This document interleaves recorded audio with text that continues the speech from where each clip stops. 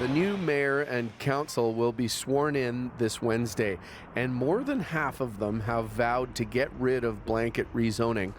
Whatever that process might look like, it would have big implications for the infill housing construction industry. For more on the uncertainty around blanket rezoning, we're joined by Cesar Amaya.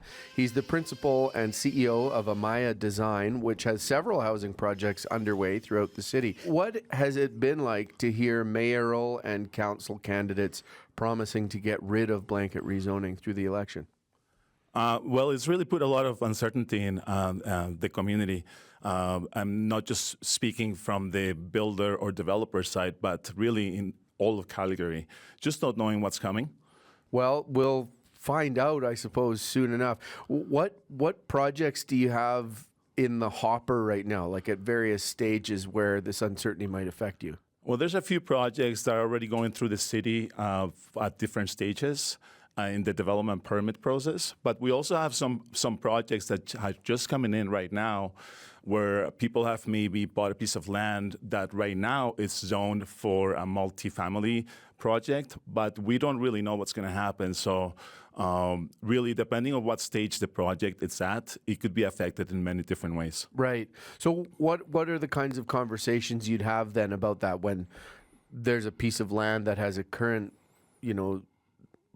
zoning circumstance and then what? Well, with the elections coming, we knew this was a change that was probably going to happen. We didn't know if these things were going to stay the same they were. And we've heard that Calgarians are really unhappy with the current state of the zoning changes.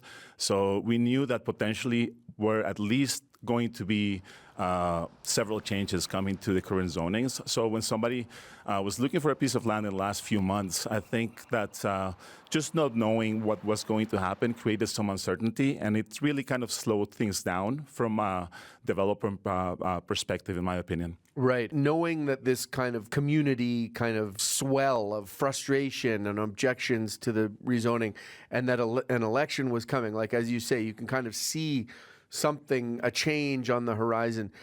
Did you or were you in a position to push through some work under the old regime? I think that was the mindset of a lot of developers, just trying to get through as many development permit applications as possible.